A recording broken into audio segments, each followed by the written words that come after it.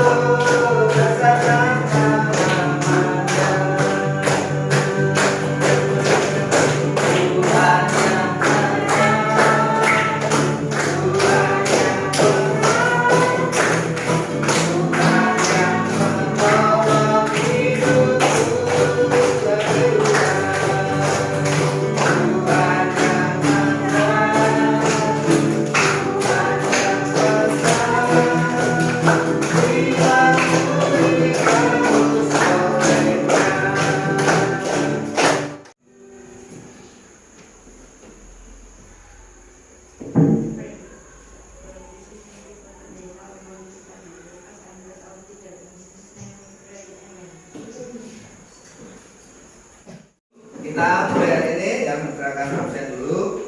Semuanya masuk? Oh, ada yang nggak masuk ya. Absen dulu ya.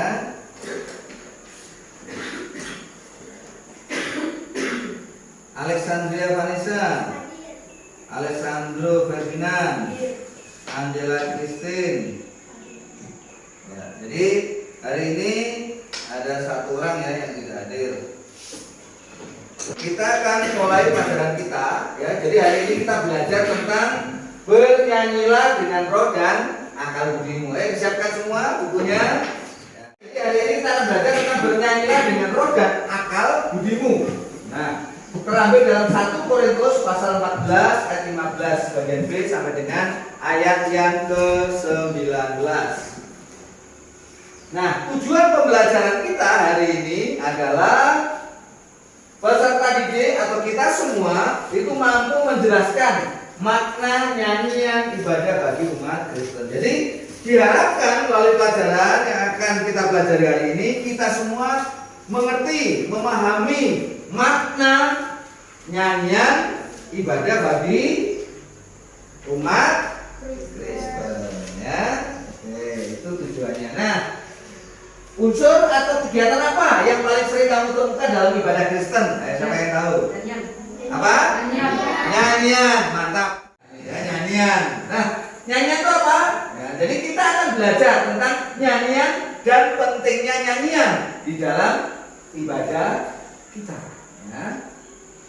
Nah, berkenaan dengan materi hari ini, nah kita akan baca dalam 1 Korintus pasal 14 ayat 15b sampai dengan 19. Ya, dibuka Alkitabnya semua.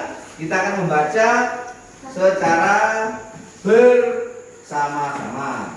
Ya. Surat 1 Korintus pasal 14 ayat 15b sampai dengan ayat yang ke-19. Mulai baca bersama-sama. 1, 2, 3. Jadi apakah yang harus buat? Aku akan berdoa dengan rohku, tetapi aku akan berdoa dengan dapat hidup. Tapi dalam pertemuan aku lebih suka kata 5 kata yang dapat dimengerti untuk mengajar orang lain daripada berkata dengan bahasa roh. Nah, Korintus adalah sebuah kota pelabuhan yang ramai, kota yang besar. Ya, seperti itu. Dia itu memiliki penduduk kurang lebih 600.000 orang. Bayangkan zaman dulu 600.000 orang itu berarti banyak sekali. Itu berarti merupakan kota yang besar. Jadi kalau sekarang mungkin bisa dibandingkan dengan Jakarta, gitu ya. Karena Pak itu zaman Paulus. Nah, kalau sekarang itu kota kecil, tapi zaman dulu itu kota yang sangat besar. Ya. Nah, tetapi kemudian kota ini sudah runtuh dan sekarang ada lagi itu penduduknya hanya kurang lebih 10.000 orang. Jadi Korintus yang sudah runtuh. Nah, dalam surat Paulus ini berisi nasihat kepada jemaat Korintus agar mereka mengusahakan kebaikan-kebaikan dalam jemaat, yaitu yang pertama mereka harus saling menolong, ya, dari bacaan kita tadi. Kemudian harus saling menghibur, kemudian saling menguatkan dan membantu orang yang membutuhkan. Nah, dalam ayat 15, perhatikan tadi yang sudah kita baca, Paulus berkata, aku akan menyanyi dan memuji dengan rohku, tetapi aku akan menyanyi dan memuji juga dengan akal budiku. Jadi apa maksud perkataan Paulus ini? Menurut kalian, apa arti nyanyian dalam ibadah Kristen? Kemudian, ada yang punya pendapat apa nyanyian dalam ibadah Kristen? Untuk memuji Tuhan. Terus, apa makna nyanyian bagi orang Kristen?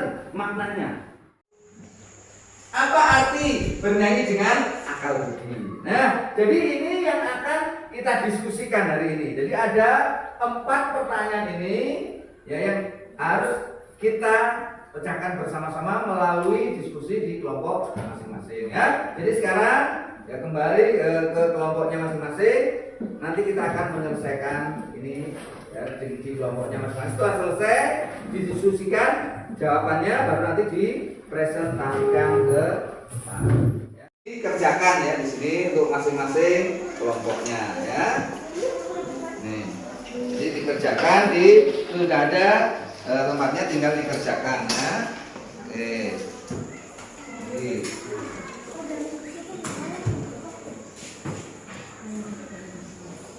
Ya, silakan ya.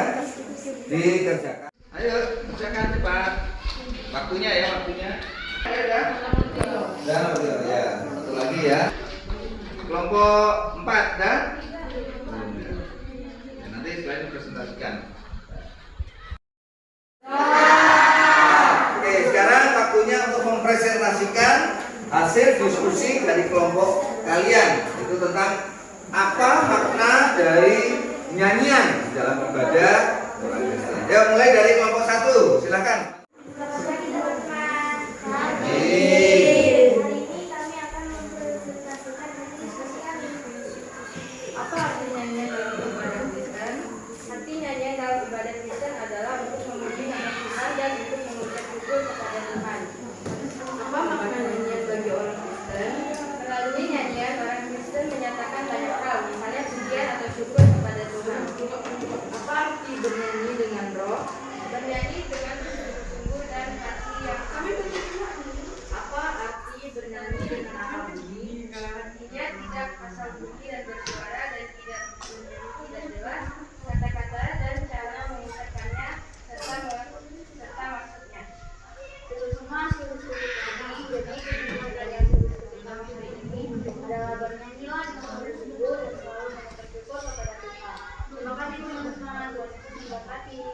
Berikan aplaus.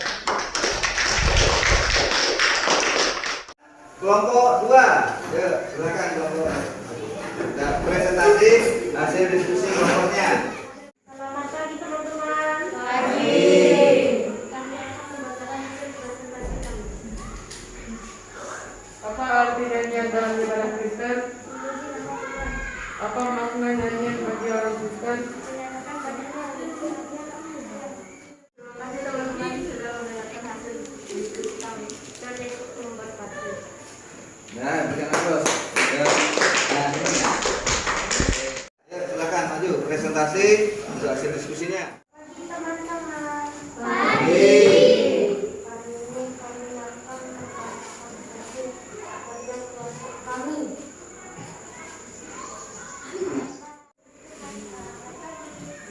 Pagi. Ya, berikan aplaus. Teman-teman. Ya, silakan. Kami akan mempresentasikan hasil diskusi kami.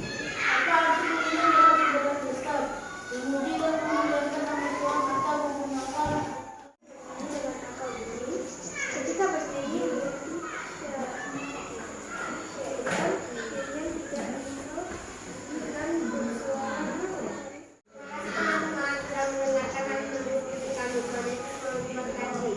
Ya, berikan aplaus ya. Untuk mempresentasikan ya semua jawabannya sudah baik. Artinya dalam ibadah Kristen yaitu untuk memuji nyanyian bagi orang Kristen, apa arti bernyanyi dengan roh dan apa arti bernyanyi dengan akal budi. Nah, jadi bernyanyi di dalam ibadah adalah salah satu kegiatan ya, dengan ibadah di mana di dalamnya itu kita menunjukkan sikap memuliakan dan mengagungkan nama siapa? Nama Tuhan ya. Kemudian ya, melalui nyanyian ini orang Kristen atau kita yang percaya kepada Tuhan itu mengucapkan syukur kepada Tuhan, bukan juga penyesal harapan dan kesaksian tentang Tuhan. Dengan nyanyian, orang yang menyanyikannya dan mendengarkannya itu akan dapat memahami kebaikan Tuhan kepada manusia dan alam ciptaannya. Nah, kemudian selanjutnya bernyanyi dengan roh itu artinya adalah bernyanyi dengan kesungguhan hati. Jadi kayak gambar dengan sungguh-sungguh dia bernyanyi dengan segenap hatinya seperti orang berdoa. Itu arti dari bernyanyi dengan roh. Nah, dengan kesungguhan hati artinya kita mengusapkan hati kita sama seperti kita ketika kita berdoa kepada Tuhan. Nah, kalau begitu bernyanyi dengan akal budi itu artinya apa? Jadi bernyanyi dengan akal budi artinya ketika bernyanyi mengerti syair nyanyian yang kita nyanyikan. Jadi bukan hanya asal nyanyi saja, ya, bukan hanya asal nyanyi saja, tapi tahu apa arti makna dari nyanyian itu. Kemudian tidak hanya asal bunyi dan bersuara. Asal bunyi, karena hanya asal bunyi bersuara itu tidak ada artinya.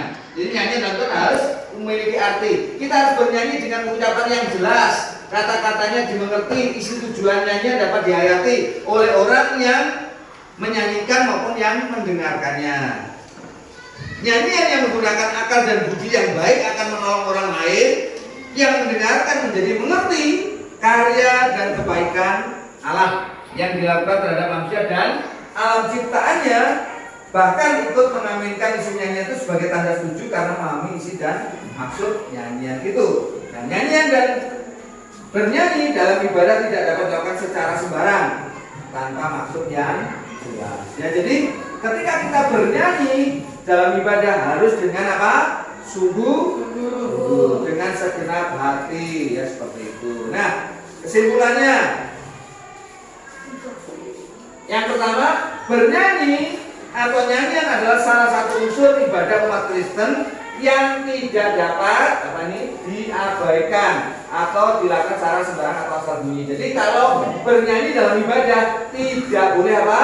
Tidak boleh abai, tidak boleh sembarangan, tidak boleh asal bunyi, asal nyanyi, tapi harus dengan sungguh-sungguh dengan segenap hati. Kemudian bernyanyi itu adalah merupakan ekspresi dari doa dan harapan kita kepada berikutnya. Bernyanyi hendaknya dilakukan dengan akal budi yang baik. Nah, nyanyian diciptakan dengan akal dan budi yang baik agar melalui nyanyian dan kegiatan bernyanyi orang yang bernyanyi dan mendengarnya itu memahami karya Allah yang sangat baik dalam kehidupan kita. Ya, jadi harapan yang melalui pelajaran ini kita mengerti apa arti menyanyi atau nyanyian di dalam ibadah orang Kristen. Sebab itu nasihat Kristen hari ini melalui pelajaran ini, jadi anak-anak ketika bernyanyi harus dengan sungguh. Tuhan Yesus memberkati kita. Ya, kita akan mengakhiri dengan doa. Ya, silakan salah satu pimpin dalam doa.